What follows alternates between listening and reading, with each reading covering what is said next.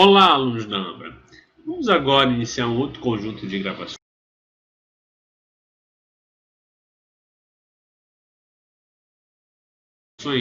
tratando sobre a questão das garantias e privilégios do crédito tributário. Vamos começar entendendo um pouco do que nós estamos falando, né? A gente tem, você usa de forma um tanto quanto arbitrária as expressões garantias e privilégios para tratar esse conjunto de blindagens ao crédito tributário, mas a gente pode tentar aqui fazer uma distinção. Privilégios é a posição de superioridade de um crédito em relação aos demais, tá? E a garantia é um meio jurídico para garantir o privilégio. Então, o privilégio seria o direito, não é apropriado falar nesses termos, mas talvez esclareça um pouco melhor. O privilégio seria uma espécie de direito material e a garantia o meio processual.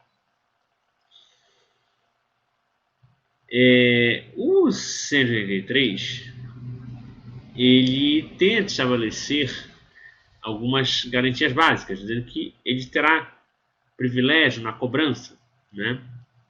Mas ele não é exaustivo. A legislação pode estabelecer outros privilégios ao crédito tributário. E o parágrafo diz o seguinte: a natureza das garantias atribuídas ao crédito tributário não altera a natureza deste nem a obrigação tributária a que corresponde. A ideia aqui do CTN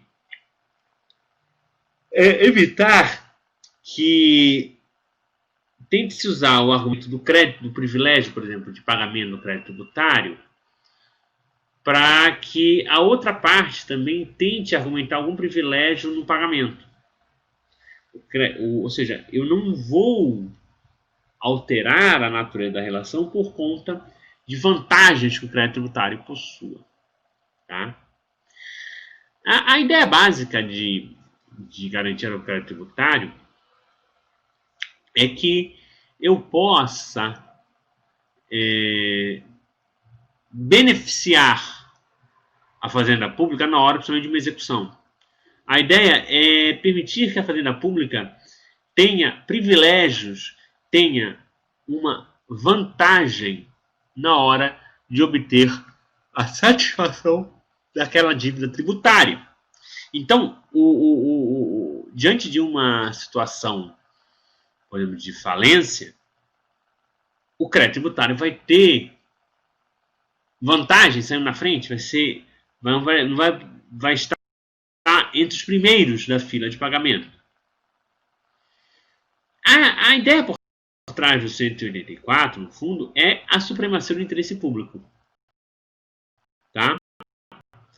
A ideia aqui é que eu vou estabelecer uma norma de direito público dando plenas garantias ao crédito tributário de que ele vai ser pago na frente dos demais créditos de outra natureza. Então, novamente voltando à ideia da falência. O crédito tributário é um dos primeiros a ser pago. Tá? Ele só não vai ficar na frente daquilo que a lei considera majoritário, assim como o crédito tributário ele só não vai alcançar aquilo que a própria lei considera como blindado à penhora. Tá? Então, o crédito tributário, em princípio, na verdade, uma questão prévia de tudo. Sempre o patrimônio do sujeito garante o crédito tributário. Tá? Todo o patrimônio de uma pessoa é a garantia das suas dívidas. Então, se você tem uma dívida de qualquer natureza, o seu patrimônio é, de per si, a garantia. Mesmo seja uma dívida que não tenha nenhum direito real, ou seja, eu não vinculei para nenhum imóvel, pouco importa. Porque o patrimônio que eu tenho, ele já funciona como uma garantia geral para os meus débitos. Tá? Agora, eu estabeleço posso estabelecer que um determinado imóvel meu vai servir de garantia para uma dívida minha. Não há problema. Tá? A questão é, o crédito tributário ele vai ter já por lei certas vantagens. Tá? E uma delas é que ela pode alcançar todo o patrimônio do sujeito, salvo aquilo que a lei considerar impenhorável. E o que a lei considera impenhorável? O artigo 833 do CPC, que nós estamos escrevendo para a lição, traz uma série de questões que são impenhoráveis. Por exemplo, o salário da pessoa é impenhorável. Né? Agora,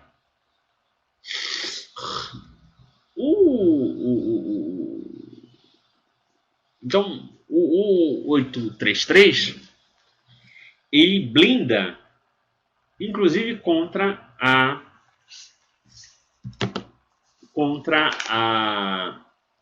o crédito tributário. Então, você pega o 833 do novo CPN e você nota ali, pegando aqui o artigo da lei, uma série de situações. Eu vou mencionar apenas três aqui, só para ilustrar, e uma especificamente porque nós temos que debater um pouco melhor o caso do artigo 3º. Então, basicamente, são impenhoráveis os vestuários, bem como os pertences de uso pessoal do executado, salvo o de elevado valor ao inciso 3. Então, eles não vão executar minhas roupas para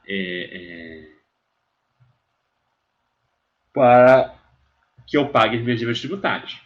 Salvo, por exemplo, se eu tiver roupas, sei lá, todas produzidas e assinadas por Yves Saint Laurent, grande costureiro, aí outra coisa. Seguro de vida também não é penhorável. Agora, o inciso 1 traz a seguinte situação. Os bens são impenhoráveis, os bens inalienáveis e os declarados por ato voluntário não sujeitos à execução. Eu posso, por ato voluntário, declarar que algo é impenhorável. Mas veja, eu estou discutindo aqui supremacia do interesse público. Tá? O inciso 1 trata de disposições privadas que tornam algo impenhorável. Tá? Não é possível, nesses casos, opor essa disposição privada em relação à fazenda pública. Então a gente pode concluir o seguinte, que a fazenda pública só não vai poder alcançar o que aqueles fatos que o 833 dispõe a partir do inciso 2. Tá? Também diz o 185A do CTN, se o devedor devidamente citado não pagar nem apresentar bens a penhora no prazo legal e não forem encontrados bens penhoráveis, pode haver bloqueio total parcial dos bens do devedor. Por exemplo, bloqueio da conta, por exemplo, é um caso muito clássico. O juiz entra lá no Bacenjude, bloqueia o valor devido, né? Não se pode mais declarar bloquear toda a conta, você bloqueia o valor necessário. Você, por exemplo, entra na conta do sujeito e nota que tem lá o valor para pagar a dívida, você bloqueia aquele valor da dívida. Tá? O 186 do CTN estabelece a regra geral do privilégio de crédito tributário. Tá? Então, o crédito tributário, ele de forma geral, tem privilégio sobre todos os outros créditos. Então, se eu tiver um crédito decorrente de uma compra e venda e a fazenda pública tem que cobrar dessa mesma pessoa, numa disputa entre os dois créditos, a fazenda pública tem privilégio. Tá? A fazenda pública, pela regra do 186, vai ver que tem algumas outras situações, ela só perde, ela só fica atrás na fila dos créditos decorrentes da legislação trabalhista e de acidente de trabalho. Então, se eu tenho uma pessoa que está com várias dívidas, uma dívida tributária, a dívida A é tributária, a dívida B é de acidente de trabalho e a dívida C é decorrente de um empréstimo bancário. Ora, em primeiro lugar, vem a dívida B do acidente de trabalho. Depois vem a dívida A do direito tributário. E por último a dívida C, que é decorrente de empréstimo bancário. Tá? Qual é a lógica por trás do CTN falar, olha, o crédito tributário vai ficar atrás do crédito trabalhista? Olha, nós estamos tratando aqui, crédito trabalhista, são créditos de natureza alimentar. São créditos que visam custear necessidades básicas do sujeito. No fundo, o que nós temos aqui é um confronto entre as necessidades básicas do trabalhador e a supremacia do interesse público. Ora, primeiramente, o trabalhador muitas vezes só tem aquela fonte de renda e o Estado, bem ou mal, tem várias formas de cobrar e tem várias pessoas pagando tributos para o Estado. Porque devedor é um deles. Né? Então, isso por si só já é uma questão para você pensar e dizer, não, eu vou deixar o trabalhador ganhar essa.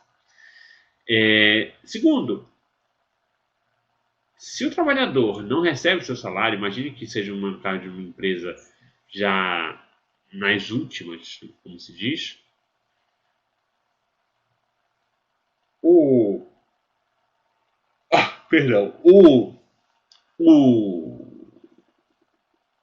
crédito tributário, se absorver todo o valor dessa empresa e essa empresa não tiver mais dinheiro, os trabalhadores ficariam à míngua.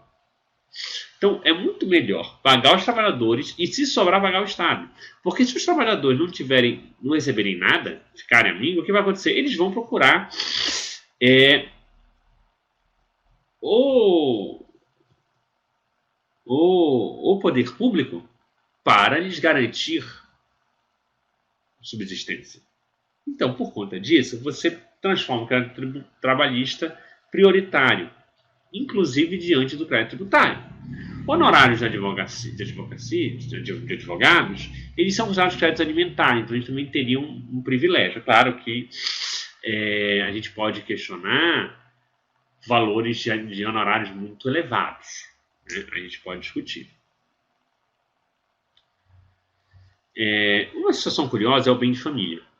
O bem de família está regulado pela Lei 8.009 de 1990. Tá? O bem de família é o seguinte, por essa legislação de 90, eu posso escolher um imóvel meu e declará-lo como bem de família. Essa declaração me garante que o meu bem vai ser blindado contra uma série de possíveis dívidas, de forma que eu não correria o risco de ter um imóvel penhorado, vendido em asta pública para pagar dívidas. Tá?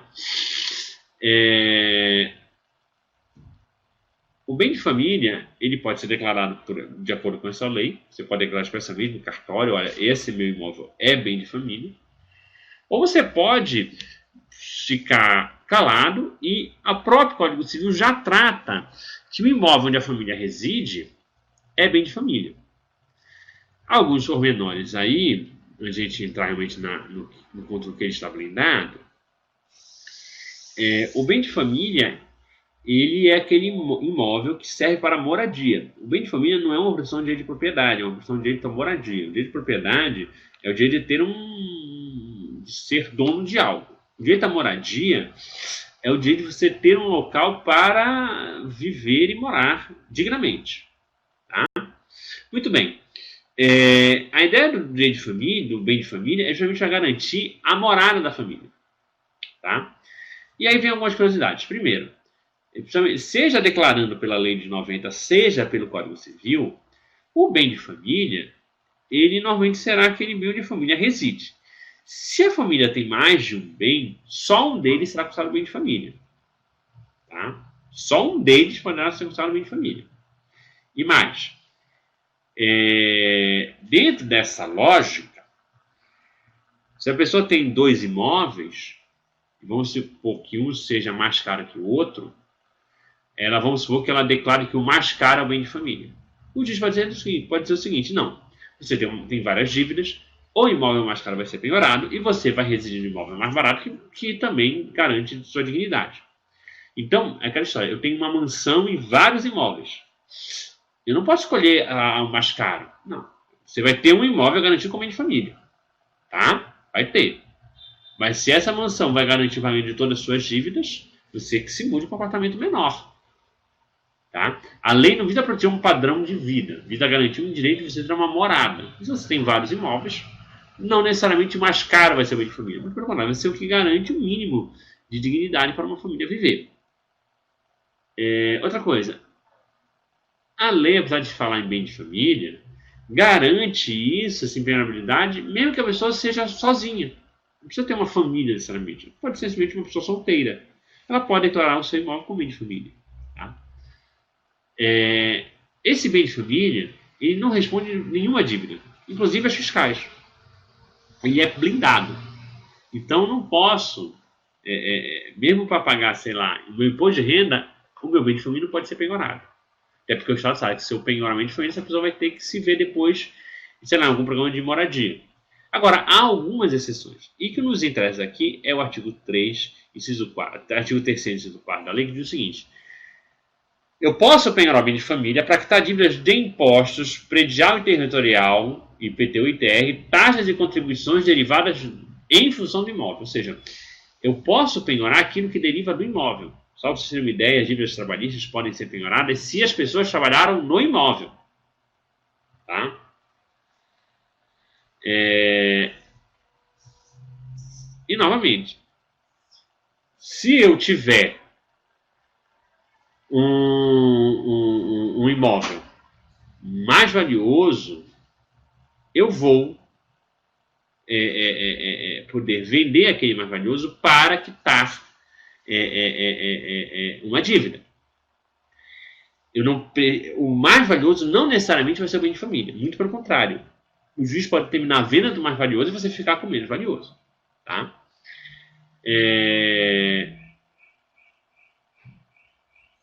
Se alguém insolvente adquire um imóvel e transforma como bem de família, isso pode ser caracterizado como fraude.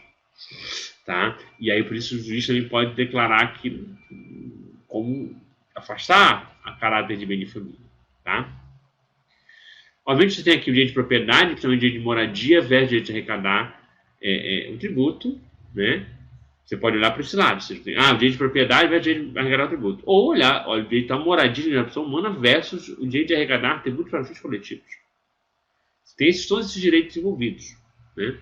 O direito ao bem de família, no fundo, garante o direito à moradia. Tá?